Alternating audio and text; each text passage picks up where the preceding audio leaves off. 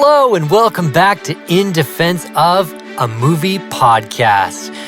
And yes, the rumors are true. We are back. With me, as always, Aaron. How are you, man? I live, bitch. Sorry. We live, bitch. No, I'm good. I'm good. Glad to be back. Glad to be here with you guys. Glad to be here with Dan. How are you, Dan? Good. Welcome to 2024. We have returned after a 4-year hiatus. Or are we AI right now and we're just recordings of our voices? You'll never know. You'll never know. And that, we led off with a movie that literally came out this year just to prove that this wasn't in fact recorded 3 years ago. Yeah. So yeah, we're back. And I just want to say a very Canadian sorry to all of our listeners for dropping off the face of the earth. But I also want to say thank you so much for everybody that has reached out to us over the years, to everybody that has kept listening, and to everyone that has been kind of excited for us to come back and start recording some new episodes. This is really exciting for us. We're probably super rusty because this has been a long time. A very long time. The world has changed a lot since the last time we did this, and it's been a crazy ride, man. Yeah, and a special thank you to all those people out there that encouraged us to get back into it. Totally. Just to explain, I guess, a little bit about sort of why we dropped off the face of the earth. Our experience as two random podcaster dudes was very overwhelming. We were like 10 episodes into our show when we were getting sent screeners and asked if we wanted to interview Jonathan Schneider, who's like from Dukes of Hazzard and Wait, that Smallville. Yeah. Oh shit. And we turned it down because we weren't set up to even deal with that. It was like we don't know how to do. We interviewed Jordan Downey instead. I remember now. We were panicked. We were so panicked because all this stuff was happening so fast, and it was a lot to take in. Our email inbox was blowing up, and all the while COVID was kicking off. Everything was happening around us. I think the last episodes we recorded, I was like up in Prince George. My wife was pregnant at the time, and it was pure chaos. And to keep all of that going was really hard. But now, sometimes the world gets too much, and you gotta crawl into a hole and hide. Yeah, exactly. But all the while, Aaron and I have obviously been great friends, and it's nothing like that. But now we are ready to return, and not just for a little while, not just for a little reunion show. We're back, baby. We're back. We got plans. We got ideas. We got movies, snacks. We got friendship, family.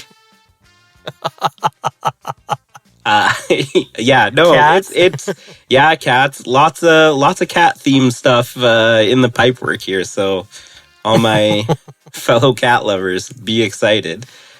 Yeah, be excited. We have a whole new list of movies to run down, and I'm really excited because I feel like the podcast is kind of back in our. Like, I kind of feel like it's back in our control in a sense, where it's like the hype machine has died down, and now we can just do what we love and do this for the reasons we started doing it in the first place, is to have fun and talk about movies.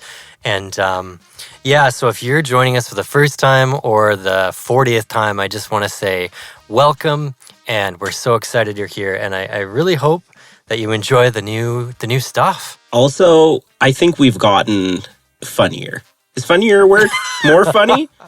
Anyways, when life kind of beats you up and like wears you down and you have nothing else to live for but like self-deprecating humor? We're somewhere around there. Maybe not so much self-deprecating, but we're funnier. Trust me. I'm like 40% more cynical than when we first did this show. Yeah, I feel like it. If I had to put a percentage on it. Because the last episode we did was, about 4 years ago now?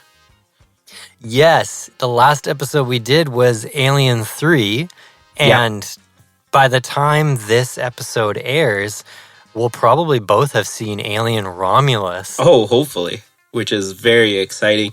Well, with all that being said, Dan, I guess should we get into some talking about some movies? Like, I just thought maybe we could chat about the old Robert Downey Jr. being in Doctor Doom, or Aliens Romulus, any of the new movies coming out, some of the new bombings like Borderlands currently. Borderlands, did it even make 10 million opening weekend? Oh, it was insane. Yeah, I'm very surprised about how bad it's doing. It's hard to know where to start because there's been so much has changed. There's been so much news, but I think Alien's a great place to start just because it was the last episode we did.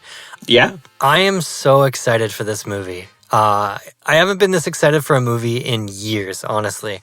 Oh, really? The night before recording this, Bree and I were watching the original Alien. We got about halfway through it.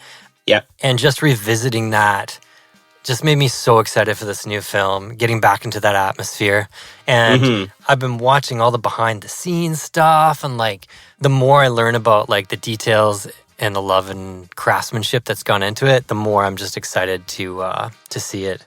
Yeah, I saw a trailer for it and I thought, this looks extra space rapey, and I said, it's gonna be good.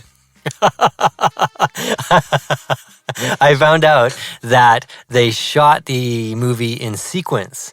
Okay. Which is awesome for a movie like this, for a horror film. Because you don't have the actors having to jump around to different scenes to get their heads in that space. Their journeys are linear in terms of how they're portraying these characters. And I'm just so excited to see how that's going to translate on screen. They used miniatures and practical effects and guys in suits and the whole deal. And I could not be more excited for this movie. Yeah, me too. I got my tickets for opening day. Nice. I think we're Saturday night. Awesome. Yeah, it's going to be a heck of a movie. A heck of a good time. And then, it's so funny, man. I was listening to our back catalog, getting stoked to come back and do all this again. And I realized that when we last left off on this show, Alien was in a bad place, Predator was in a bad place, and Terminator was in a bad place. Yeah. And now 4 years later, you have a new Alien movie that it looks really awesome. You had Prey, which was a pretty darn good movie, and there's new stuff on the horizon. And now there's a Terminator miniseries coming to Netflix. Yeah. It's all happening all at once. It's awesome. Yeah. I feel like we should also go on the record in saying that in one of our previous, was it a jury duty? We talked about Terminator, and we said it would be cool as an anime, and they listened. They listened to us, Dan. They're now making a Terminator anime.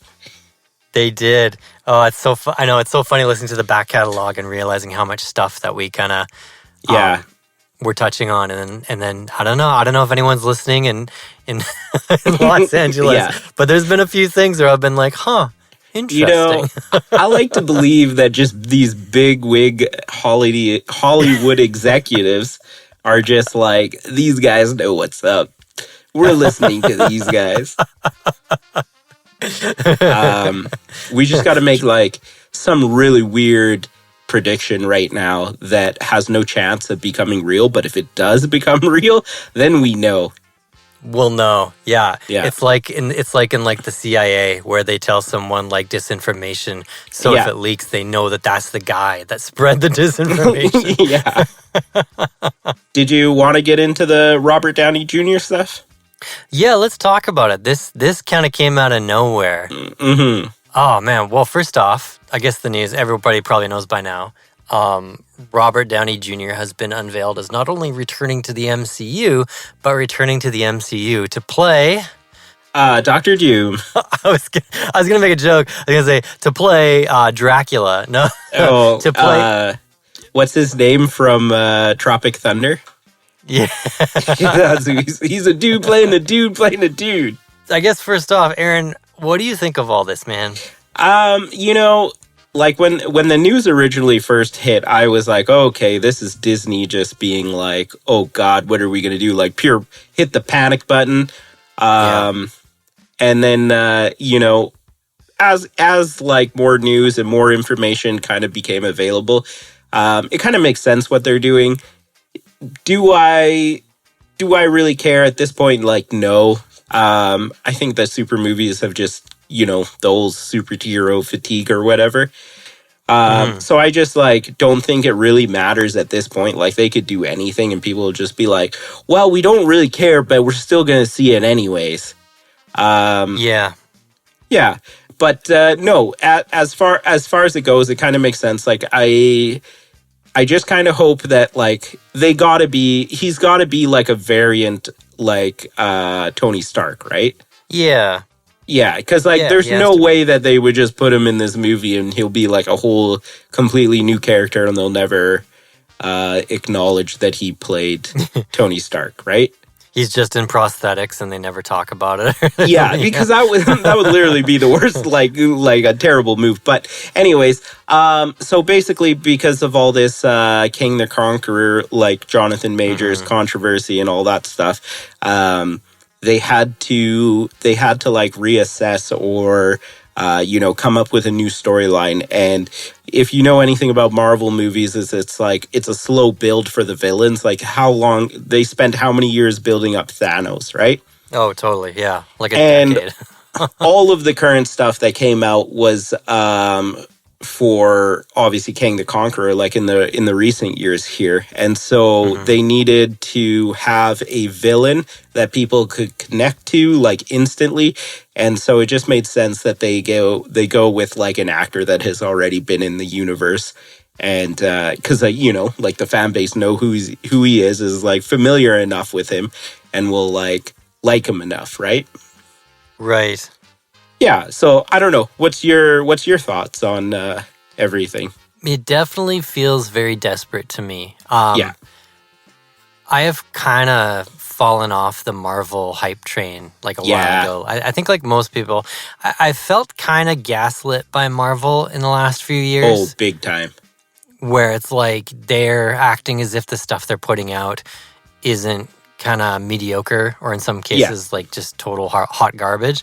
And then the very public litigation and everything happening around Jonathan Majors kind of sealed the deal for me where I was like, I watched Ant-Man Quantumania and I was like, well, they kind of already beat him, so how bad can he be? And then it wouldn't have felt so bad to me if they hadn't already like announced the names of the next movies, like the Kang Dynasty. Like if they hadn't already gone down that road and said, this is what we're doing and this is the new big bad. But yeah, I totally agree with what you said. Like they spent 10 years building up Thanos and you can't just spend 3, maybe 4 movies max building up, like doing a speed run of Doctor Doom to fix all this. And I just it was interesting because I watched Deadpool and Wolverine and there's a lot of meta commentary in that movie about the state of Marvel and about everything from multiverses to the quality of the whatever phase this is.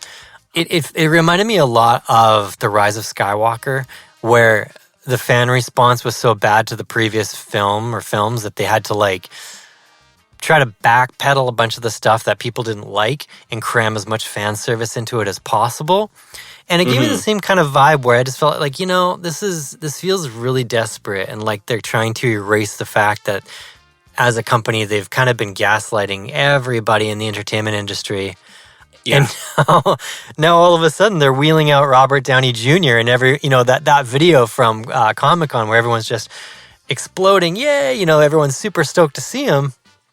It just feels a little bit strange to me. It's hard to get excited for a movie that has this sort of checkered past.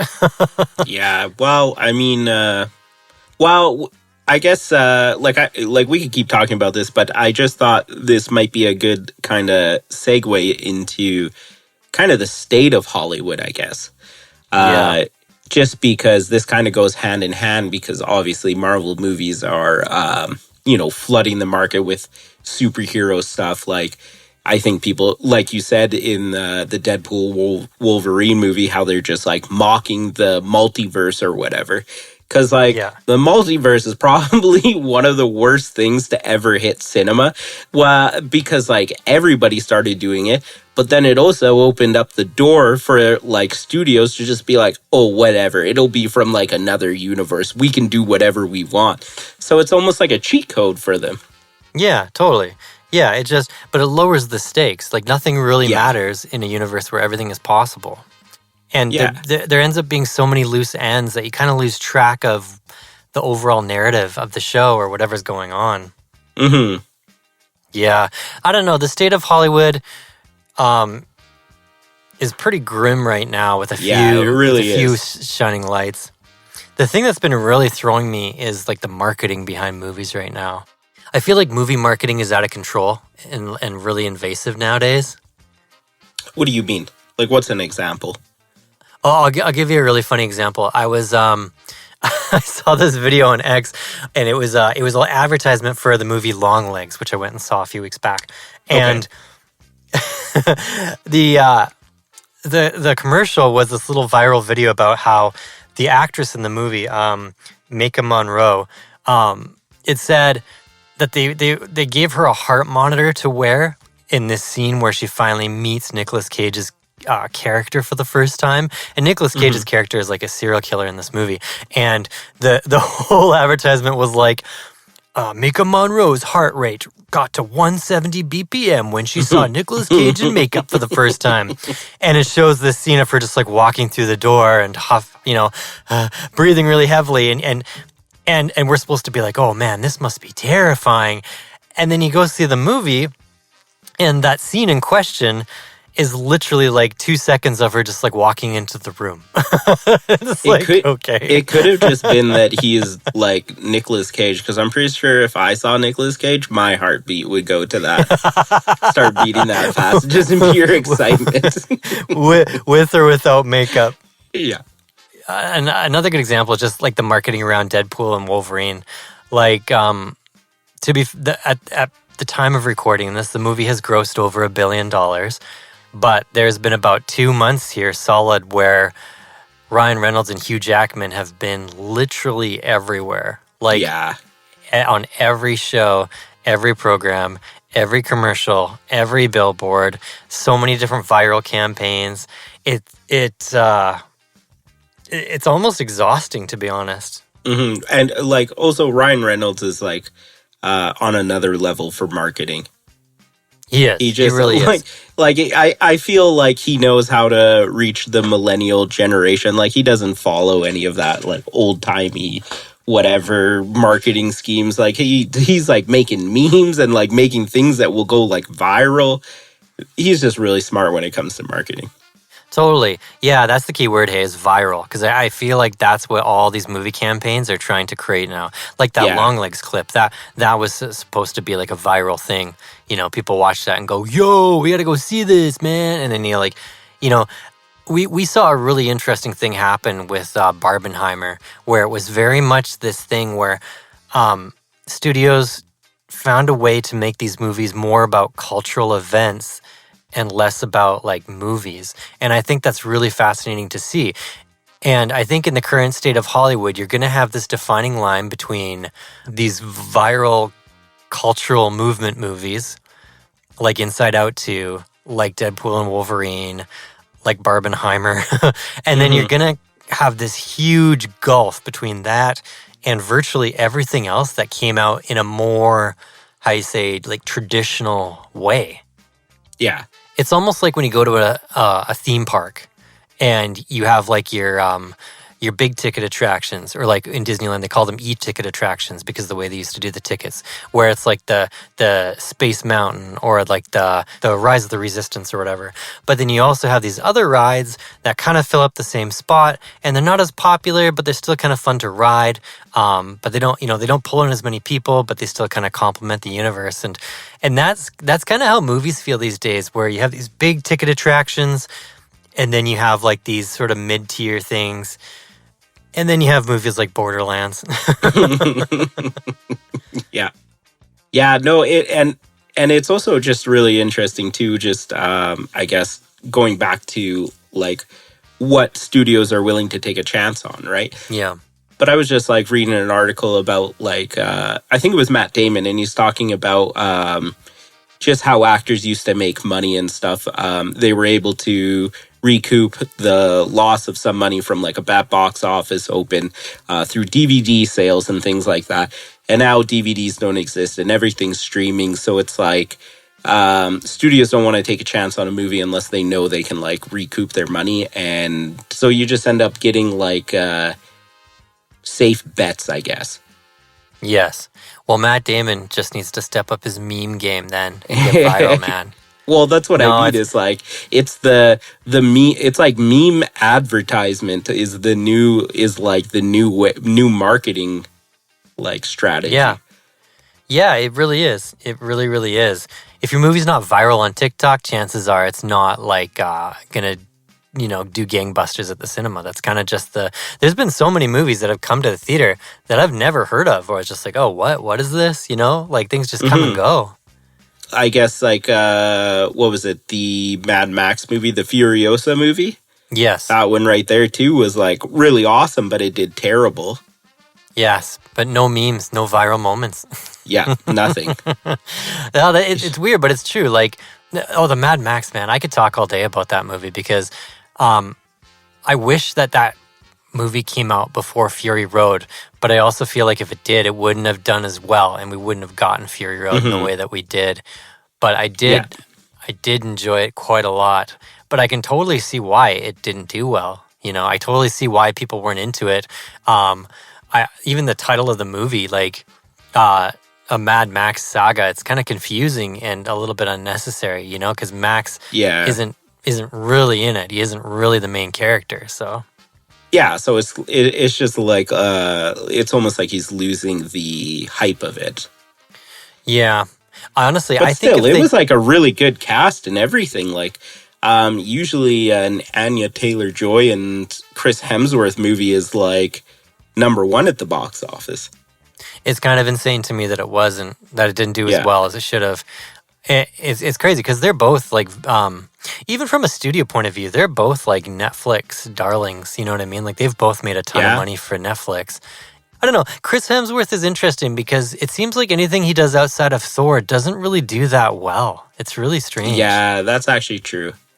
It's a lot. He reminds me a lot of Vin Diesel in that regard, that anything outside of Fast and Furious just doesn't really get off the ground.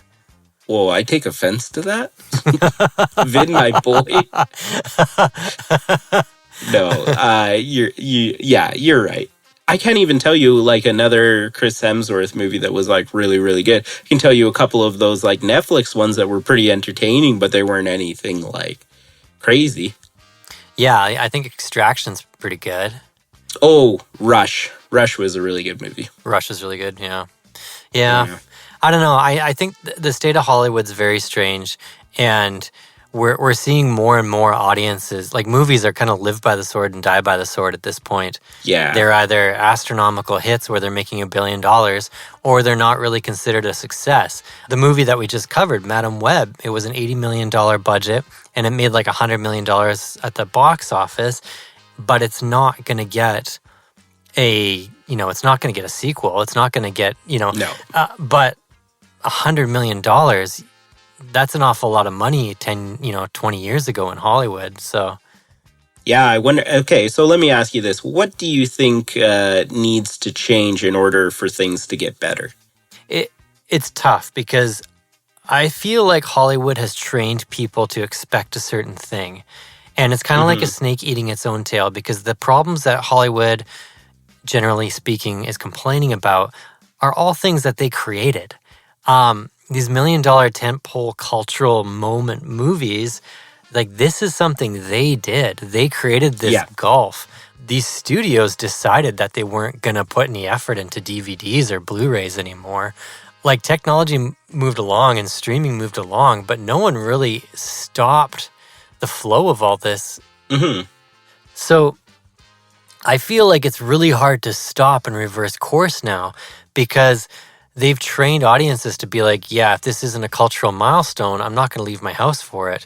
And that's especially true after COVID, and people's movie habits have changed. I know myself, I go see way less movies than I used to. Like I'm far more particular about what I'll leave the house for. And it's not just because I have like a 4-year-old at home, you know. It's like it's difficult. I don't want to go and roll the dice and spend $50 on a movie night just to, you know, hear some dude talk on his phone the whole time. If I don't think it's going to be like a super, not just a super good movie, but a movie worth seeing on the big screen. Yeah. So I guess in a clunky way, because, you know, I feel kind of rusty doing this, but I guess in a clunky way, what I'm trying to say is like these movie studios trained us to feel this way about their products, and now they're panicking because things aren't working out for them. So I feel like for them to reverse course, they have to reset expectations. Yeah. All I know is that I miss those stupid early 2000 movies.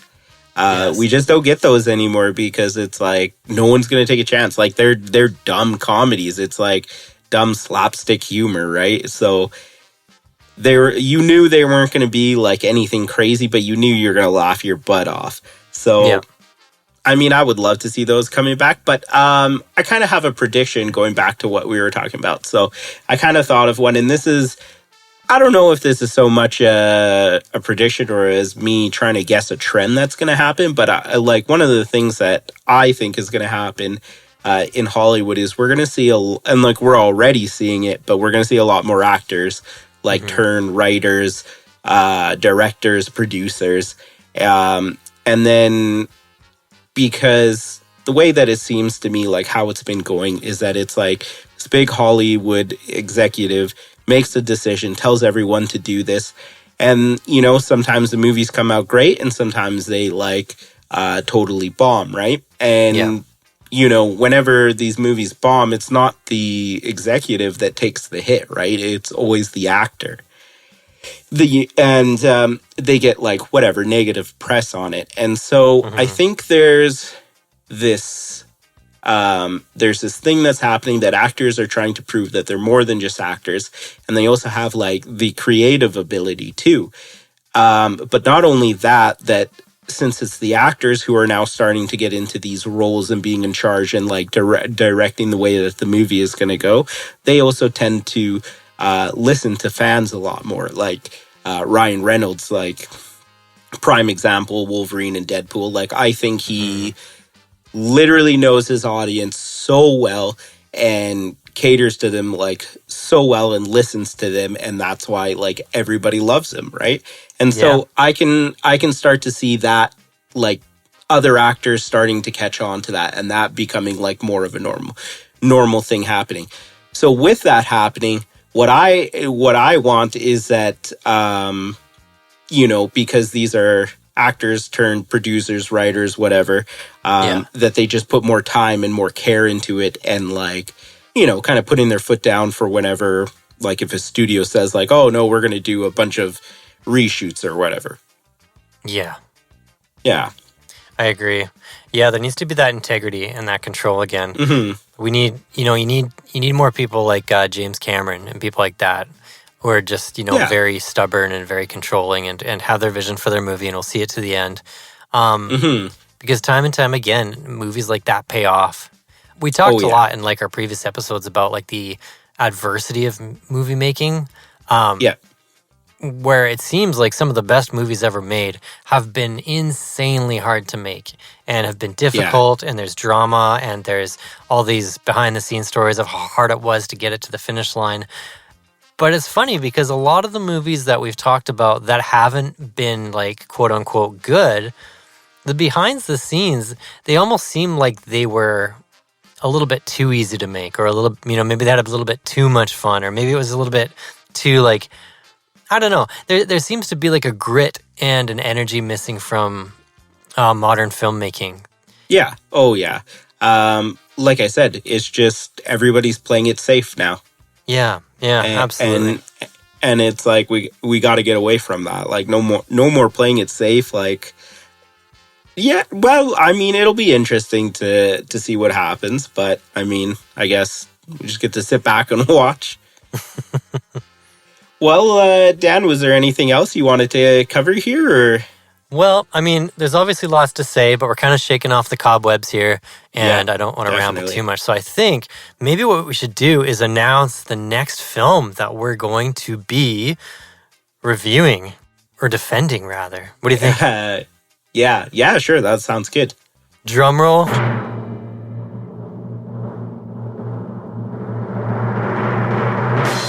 The Wicker Man from 2006, starring Nicolas Cage. Oh, Cage is in this?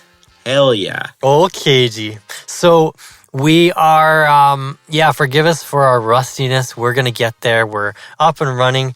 We have all this new stuff planned, and Aaron and I have committed to a multi-year 1 million podcast episodes. We're going to be doing this till we're 90. Until they beg us to get off the podcast. Yeah. Until World War III knocks out our power. That's how long. Damn, it's a little too close. That might actually happen here, so. I just hope we get Wicker Man done before then. Well, I'm living life one podcast episode at a time. Fingers crossed. Well, again, thank you so much, you guys. We're thrilled to be back, and we hope you love the new shows, and can't wait to see you in the next one. Bye.